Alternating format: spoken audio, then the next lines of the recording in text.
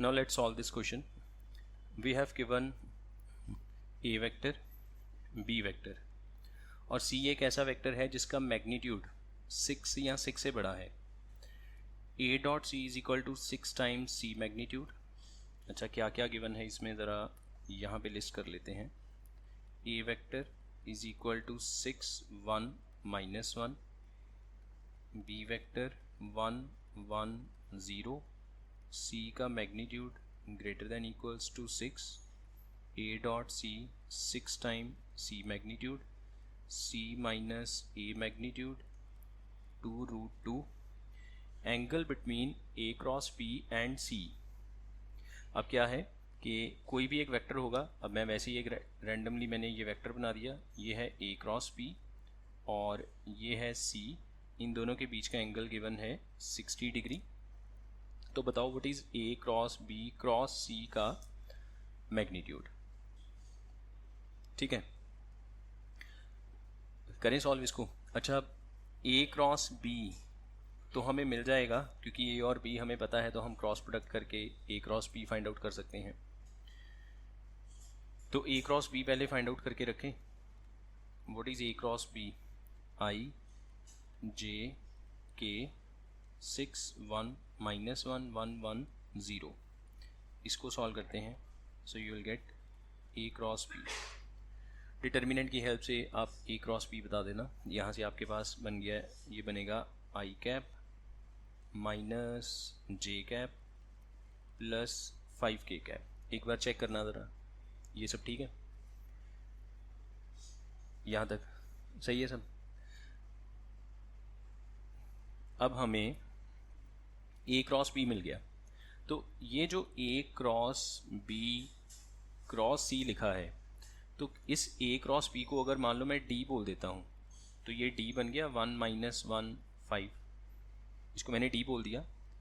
तो a cross b को मैंने d वेक्टर बोलना शुरू कर दिया. तो अपने डायग्राम में मैंने a क्रॉस b की जगह d लिखना शुरू कर दिया. ठीक है, मुझे इसकी वैल्यू चाहिए. तो मुझे क्या चाहिए? d vector cross c vector के का मैग्नीट्यूड चाहिए. ठीक है. अच्छा, इसका मैग्नीट्यूड क्या होगा? d magnitude c magnitude sine of 60 degree, क्योंकि d और c के बीच का एंगल 60 डिग्री है. a क्रॉस b को ही तो मैंने 60 बोला है. सो d का मैग्नीट्यूड यहाँ से आ जाएगा. तो d का मैग्नीट्यूड क्या आएगा? Root of 27, 1 square 1 square 5 square 25. तो ये बन गया 3 root 3 into mod of c. तो साइन 60 रूट 3/2.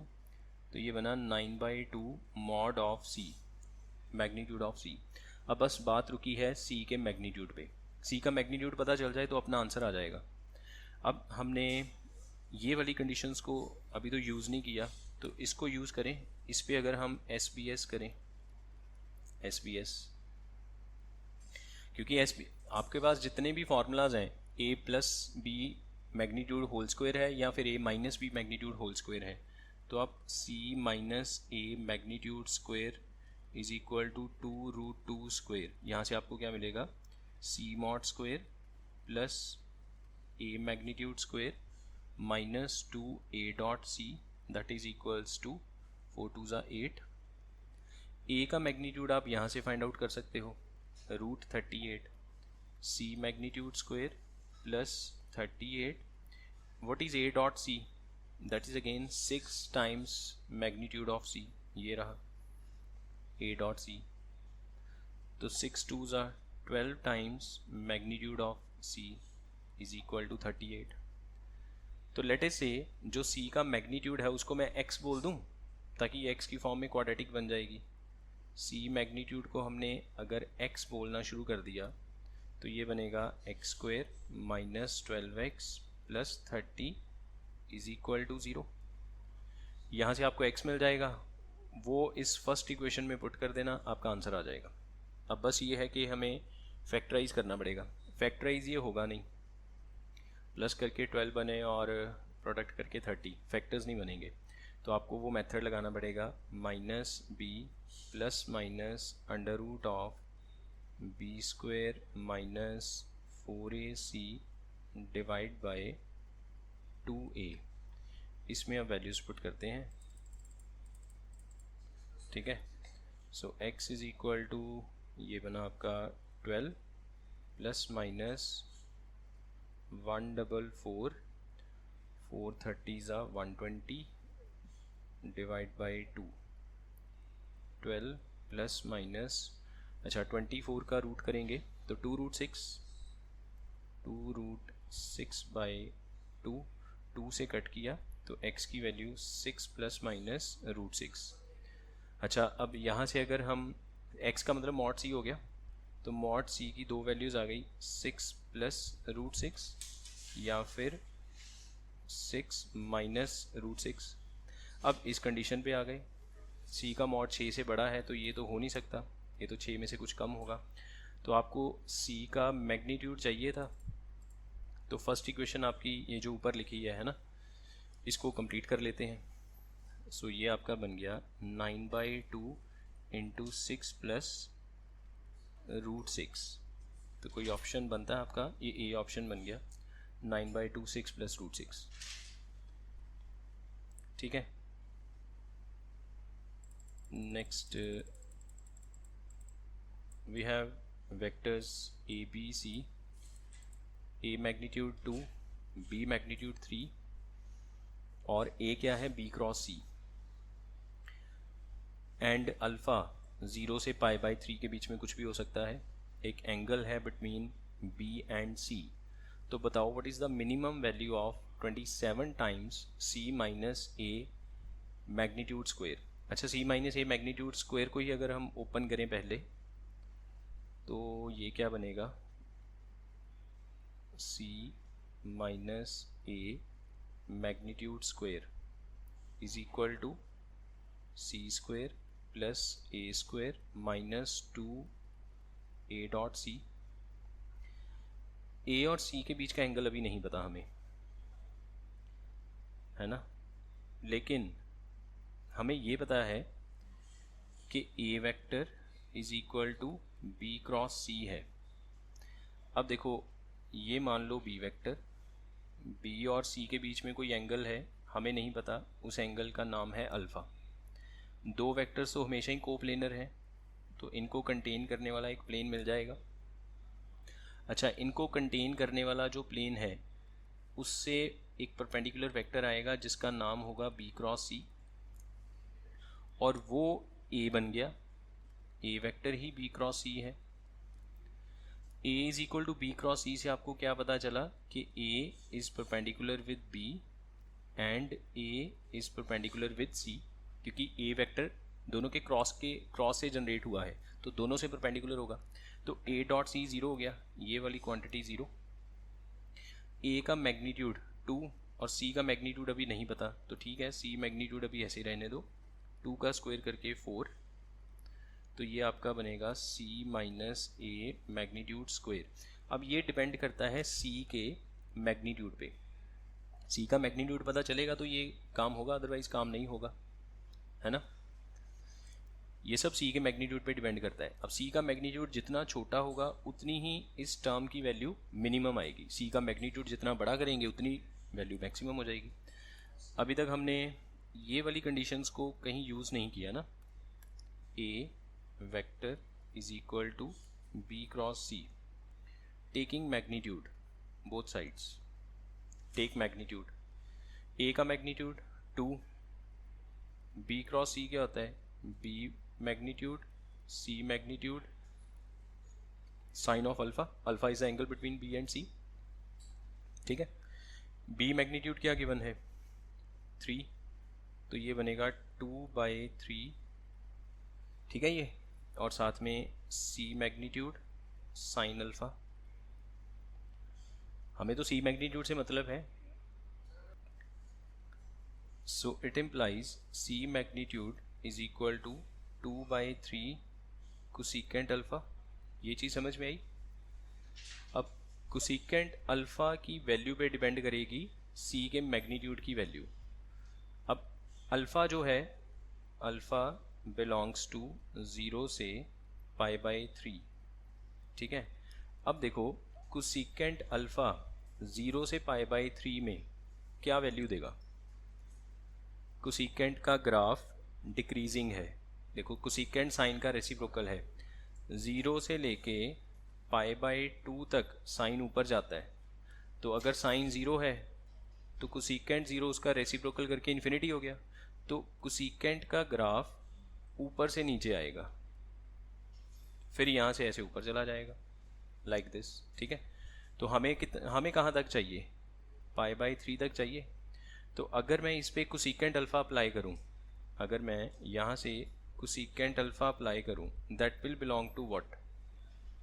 अब क्योंकि ये ग्राफ डिक्रीजिंग है तो जो लोअर एंड है वो स्टार्टिंग वैल्यू है, मतलब जो राइट एंड है वहाँ पे वैल्यू कम आएगी, लेफ्ट एंड पे वैल्यू ज़्यादा आएगी।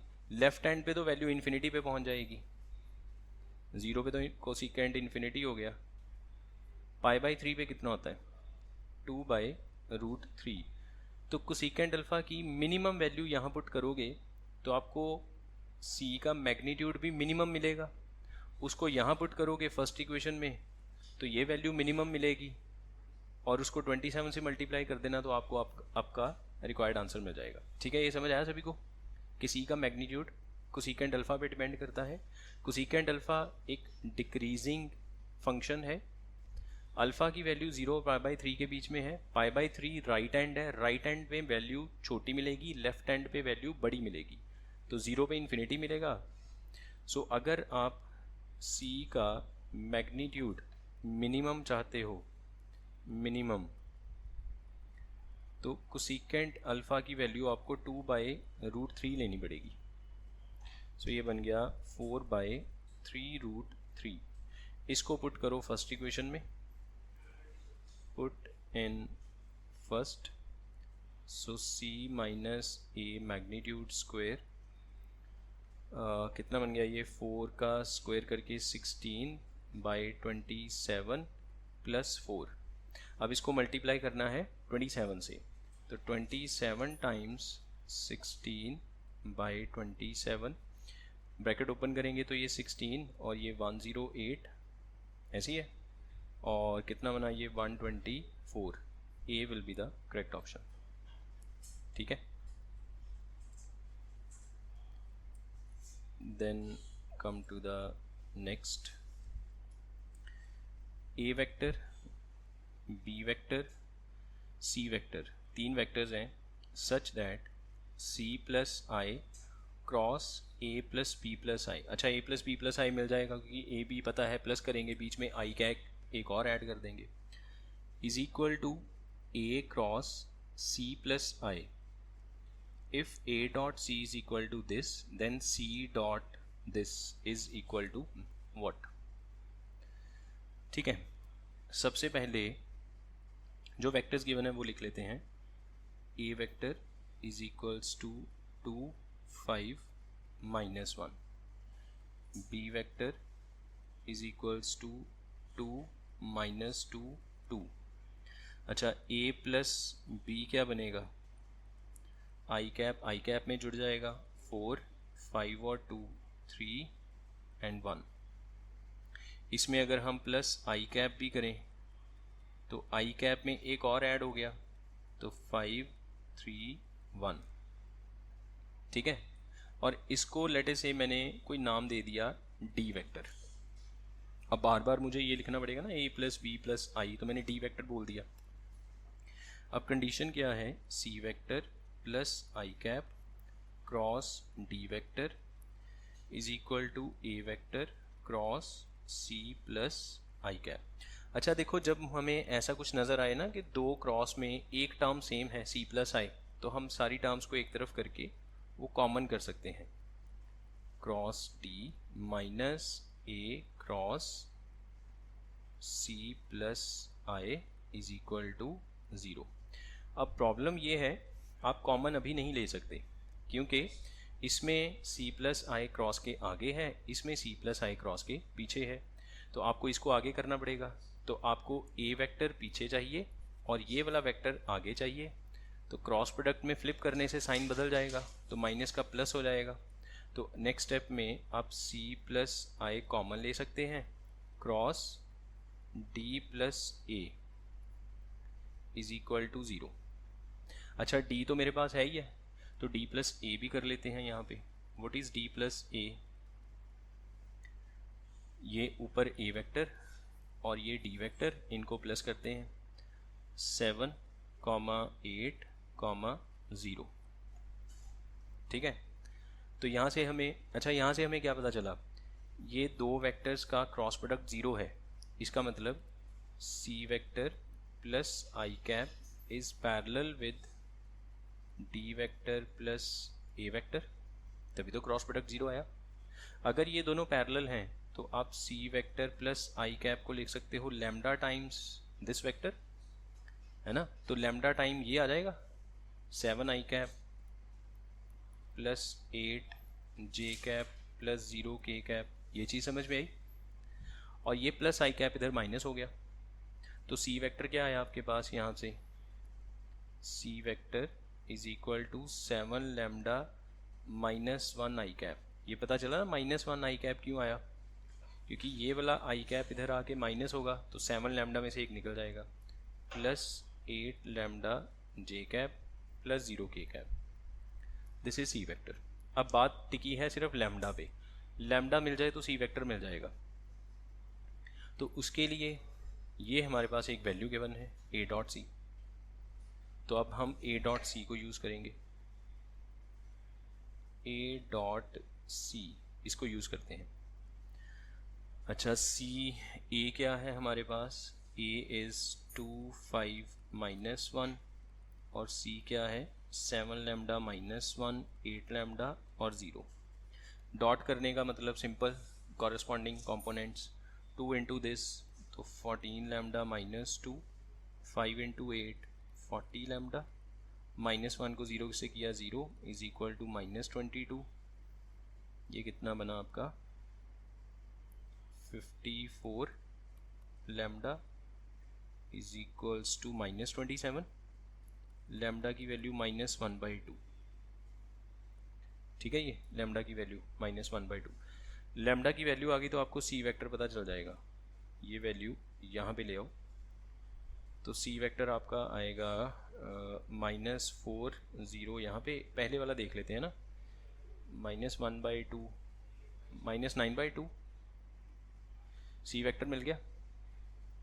ठीक है, अब सी वेक्टर का आपको डॉट करना है इससे -2 1 1 से, ठीक है, वो आपका आंसर होगा। तो सी वेक्टर मतलब ये वाला वेक्टर, इसका डॉट करना है -2 1 1 से, कॉरेस्पॉन्डिंग कंपोनेंट्स मल्टीप्लाई करने हैं। तो -2 को इससे करेंगे माइनस माइनस प्लस हो गया, 9 बचेगा, -4, answer is 5। So D is the correct option. ठीक है, शॉर्ट में वेक्टर को शॉर्ट में लिखना सीख लो, ब्रैकेट लगा के आई जे के हटा दो तो काम जल्दी हो जाएगा। We have given A vector, चलो जो गिवन है वो साथ में लिखें। A vector is 3 1 -2, B vector is 4 1 7, C vector is 1 -3 4। और अब देखो इसमें फिर आपको नज़र आया कि एक पी वेक्टर है जो क्या सेटिस्फाई करता है, p cross b is equal to c cross b. तो हम इसको एक तरफ अगर लिख लें P cross P minus c cross B is equal to 0। अब क्रॉस B पीछे से कॉमन आएगा, आगे क्या बचेगा P माइनस सी, ठीक है ना, पीछे से राइट साइड से कॉमन आया, पहले लेफ्ट से कॉमन आया था, अब राइट से कॉमन आया। तो इसमें फिर दो वेक्टर्स का क्रॉस प्रोडक्ट 0 है, तो मतलब ये दोनों आपस में पैरेलल हैं। तो ये वेक्टर को आप लैम्डा टाइम्स बी वेक्टर लिख सकते हो। तो P minus c vector can be written as lambda times b vector, और सी वेक्टर इधर चला जाएगा तो P vector is equal to lambda b vector plus c vector. ठीक है, और हमें क्या गिवन है, we have given P dot a is equal to 0। Exactly same वैसे क्वेश्चन हो गया है ना। तो P dot a is equal to 0 मतलब कि lambda A dot b plus a dot c ठीक है, इसमें डॉट कर दिया ना ए के साथ, a dot b a dot c. अच्छा, ए डॉट बी आप यहाँ से कर लो, 3 4 ज़ा 12 plus 1 minus 14 plus a dot c यहाँ से कर लो, 3 1 ज़ा 3 minus 3 minus 8 is equal to 0। ठीक है, ये मैंने ऐसे ही इनके ब्रैकेट्स के जो बना के रखे थे फैक्टर, इनका डॉट कर दिया। ये बन गया -1 माइनस लैम्डा माइनस 8, उधर जाके प्लस हो गया, तो लैम्डा कितना आया -8। ठीक है, चेक करना ज़रा, लैम्डा -8 लैम्डा मिल गया, तो आपको ये पी वेक्टर मिल जाएगा इसकी हेल्प से।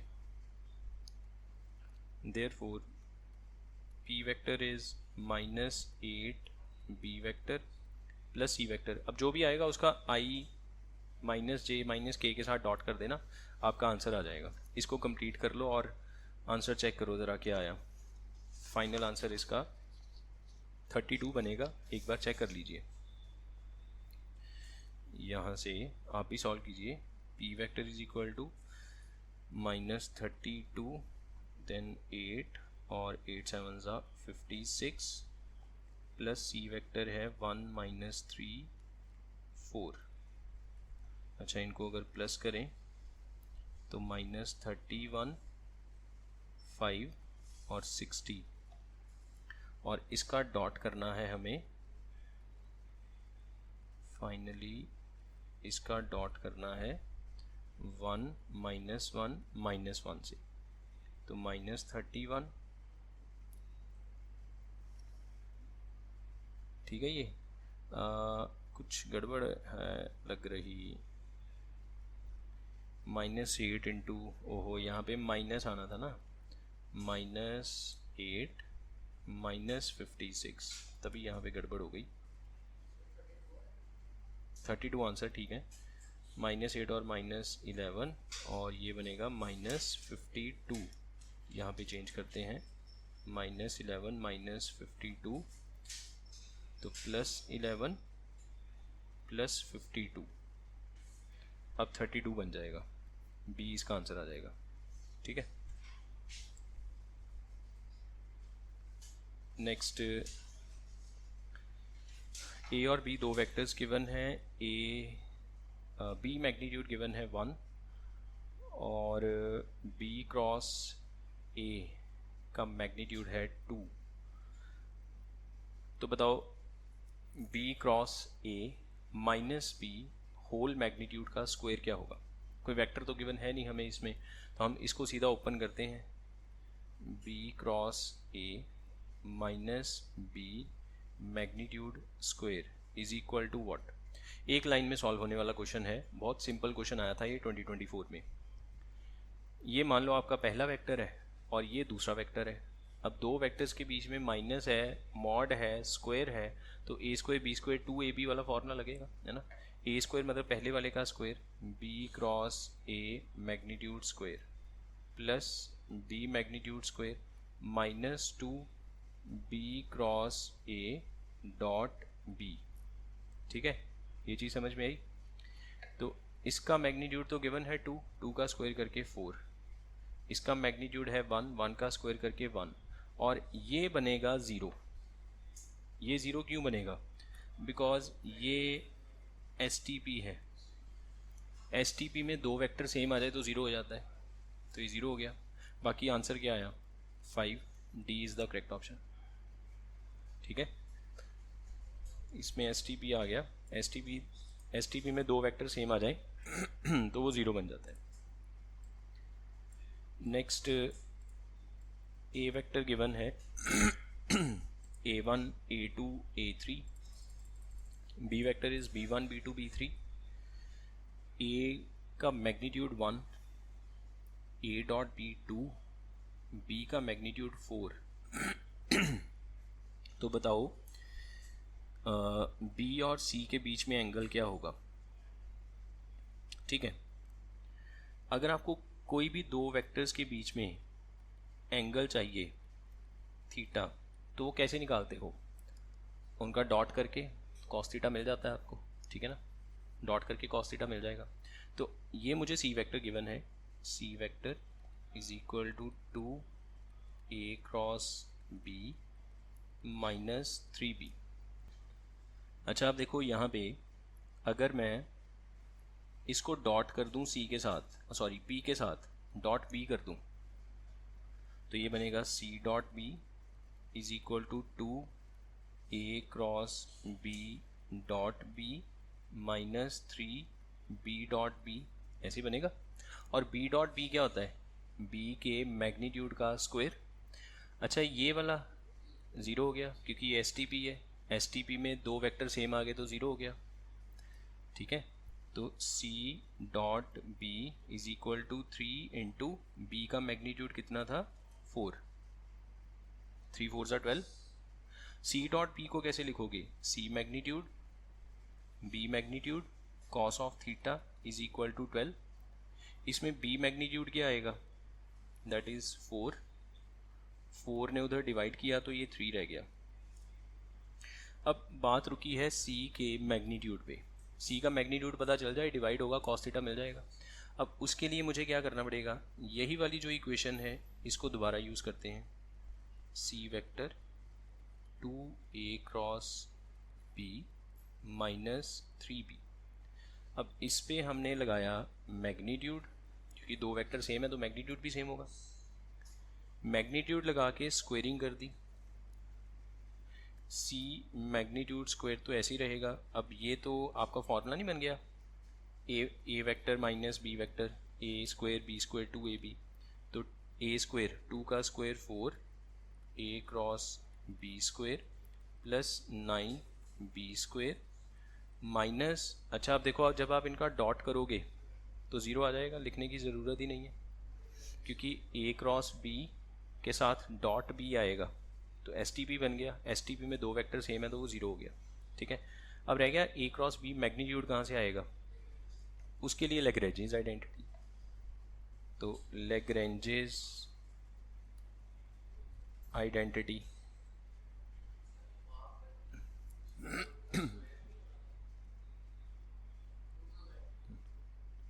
हाँ, यहाँ पे 16 आना था यार। ये बनेगा ना b मैग्नीट्यूड स्क्वायर, यहाँ पे ये b मैग्नीट्यूड स्क्वायर बनेगा तो 4 का स्क्वायर 16 आएगा। 16 3 ज़ा 48, 4 से डिवाइड करेंगे तो 12 बचेगा। ठीक है, अभी तक यहाँ पे पहुँचे हैं। अब लैग्रेंजेस आइडेंटिटी क्या कहती है? a cross b magnitude square plus a dot b magnitude square, a magnitude square b magnitude square. अब a क्रॉस b तो हमें चाहिए और a डॉट b हमें गिवन है 2, तो 2 का स्क्वायर 4, 1 का स्क्वायर 1 इंटू 4 का स्क्वायर 16, तो a cross b magnitude square 12 आ जाएगा। वो 12 यहाँ पुट कर दो, 4 इंटू 12 स्क्वायर, 4 इंटू 12 का स्क्वायर 144। अरे नहीं, वो सीधा ही 12 ही आया, स्क्वायर करके 12 आया। ठीक है ना, दोबारा नहीं लिखेंगे। 9 इंटू 16, ये बना c मैग्नीट्यूड स्क्वायर। ठीक है, अब ये टोटल क्या बन गया आपका? 16 9 ज़ा 144 और उसमें 48 ऐड करेंगे तो 192 c मैग्नीट्यूड स्क्वायर। यहाँ से मैग्नीट्यूड बताओ कितना आया? c मैग्नीट्यूड क्या आएगा? रूट 192, फैक्टर्स करना ज़रा इसके, रूट 192 के। So this will be 8 root 3। अच्छा, यहाँ पे ध्यान देना, यहाँ पे एक छोटी सी मिस्टेक माइनस की रह गई, क्योंकि ये तो ज़ीरो बनेगा तो 0 माइनस 3 इंटू, तो ये पे यहाँ पे माइनस में आ जाएगा। ठीक है, c मैग्नीट्यूड मिल गया हमें। सो इस इक्वेशन को हम लिख सकते हैं cos theta is equal to -12 by c magnitude, तो -12 बाई 8 रूट 3। 4 के टेबल से कट करें, 4 3 ज़ा 4 2 ज़ा, रूट 3 इसको कट कर देगा, रूट 3 तो थीटा कितना आएगा यहाँ से, कॉस इनवर्स माइनस √3/2। तो ये आपका डी ऑप्शन हो गया। ठीक है, नेक्स्ट ये क्वेश्चन है A vector 1 to 1, B vector is 3 × i - j + k, C एक और वेक्टर है, a cross c is equal to b और a dot c 3, then a dot c cross b minus b minus c is equal to what. ठीक है, चलो अब solve करते हैं ज़रा इसको, देखें इसमें क्या क्या गिवन है। A vector is 1 to 1, B vector is 3 - 3 3, ये दो चीज़ें हमें पता है, और ए क्रॉस सी बी के इक्वल है। तो हमें ये जो क्वांटिटी चाहिए, इसको अगर मैं ओपन करूं, देखना ज़रा, इस क्वांटिटी को अगर मैं ओपन करूं तो ये बनेगा a dot c cross b minus a dot b minus a dot c, ऐसे बनेगा। इसमें a डॉट b तो मैं पता कर सकता हूँ, a डॉट b तो यहीं से आ जाएगा। तो 1 × 3 3, 2 3 -6, 1 × 3 3, 3 + 3, ये तो ज़ीरो ही हो गया, ये ज़ीरो हो गया है ना। और a डॉट सी हमें गिवन है 3, तो ये बना a dot c cross b -3। अब इसमें मुझे बस ये पता चल जाए, इसकी वैल्यू यहाँ पुट करूँ, अपना आंसर आ जाएगा। देखो ये वाली जो चीज़ है, ये जो चीज़ है STP है। STP मैंने आपसे, हमने कहा था कि आप क्रॉस और डॉट को इंटरचेंज कर सकते हो। STP में आपके पास अथॉरिटी है ना, प्रॉपर्टी है, इस पे ऐसे लगा सकते हो -3। अब फर्स्ट इक्वेशन बस इसकी वजह से रुकी हुई है, और ये हमें यहाँ से मिल जाएगा a cross c is equal to b, इस पे आप डॉट कर दो b के साथ। तो अगर आप इसमें b के साथ डॉट करोगे तो ये ऐसे बन जाएगा b dot b, and b dot b is b magnitude square, और b का मैग्नीट्यूड क्या आएगा वो आप ऊपर से फाइंड आउट कर सकते हो। b का मैग्नीट्यूड √27, और उसका स्क्वायर करोगे तो 27, और ये वाली क्वांटिटी यहाँ पे ले आओ, 27 - 3, answer is 24। Now in this case we have given a vector is a unit vector perpendicular to b and c, तो ये b वेक्टर, ये c वेक्टर, इन दोनों को कंटेन करने वाला एक प्लेन, a वेक्टर इन दोनों से परपेंडिकुलर, मतलब a वेक्टर जो होगा वो इन दोनों के क्रॉस प्रोडक्ट के डायरेक्शन में जाएगा, है ना, पर वो होगा यूनिट वेक्टर। तो हम क्रॉस प्रोडक्ट फाइंड आउट करके उसको यूनिट वेक्टर में कन्वर्ट कर दो, that will be A cap. A cap तो मिल जाएगा हमें सबसे पहले, तो हम सबसे पहले ए कैप फाइंड आउट करते हैं। ये चीज़ समझ में आ गई ना। So B vector is equal to 1 - 2 3, C vector is 2 3 -1, हमें चाहिए होगा b cross c, that is i j k 1 - 2 3 2 3 -1 determinant. ठीक है, और ये आपका बनेगा -7 i cap plus 7 j cap plus 7 k cap, ये है b क्रॉस c, और इसी डायरेक्शन में आपका a वेक्टर है जो यूनिट मैग्नीट्यूड का है। तो इसको आप यूनिट वेक्टर में कन्वर्ट कर दो, तो यही आपका a कैप बन जाएगा। इसका मैग्नीट्यूड फाइंड आउट करो। ठीक है, तो b cross c magnitude is equal to 7√3 आएगा, 7 स्क्वायर 7 स्क्वायर 7 स्क्वायर, क्लियर है ना ये। So therefore a cap is equal to b cross c divide by magnitude of b cross c। तो 7 common आया, मैग्नीट्यूड में 7 कट गया, बाकी बचा -7 1/√3, 1/√3, 1/√3, ये आपका ए कैप हो गया। ठीक है। अच्छा, अब क्या कंडीशन है, ए दोबारा पढ़ते हैं। A vector is a unit vector perpendicular to this this this, ठीक है, हो गया। Makes an angle of cos inverse with vector this. If A vector makes an angle of π/4 with this, ठीक है, तो अब हमें किसका मैग्नीट्यूड निकल जाएगा। अब ये एक वेक्टर है 1 1 1 वाला, इस वेक्टर को कोई नाम दे देते हैं, लेट अस से डी वेक्टर। इसको मैंने डी वेक्टर बोल दिया, विच इज़ इक्वल टू 1 1 1। अच्छा, ये जो वेक्टर है इसको भी कुछ ना कुछ नाम देना है, इसको मैंने पी वेक्टर बोलना शुरू कर दिया। ठीक है जी, तो डी वेक्टर हमने कहा 1 1 1 एंड पी वेक्टर बोल दिया 1 अल्फ़ा 1। अब कंडीशन क्या है, ए और डी के बीच का एंगल गिवन है ये वाला कॉस थीटा। ठीक है। अच्छा, यहाँ से एक प्रॉब्लम ये है कि जो ए कैप आया आपके पास, वो ज़रूरी थोड़ी कि वो इतना पता है कि दोनों के परपेंडिकुलर है, पर वो परपेंडिकुलर डाउन साइड वाला भी तो हो सकता है, ये भी तो हो सकता है। अब ए कैप की दो पॉसिबिलिटीज़ हो गई, इसके आगे प्लस माइनस लगेगा। समझ आई बात? क्योंकि देखो, आप प्लस में लोगे तो भी यूनिट वेक्टर है, माइनस में लोगे तो भी यूनिट वेक्टर है, पर वो यूनिट वेक्टर बी क्रॉस सी की डायरेक्शन में है कि ऑपोजिट में है, ये नहीं पता हमें।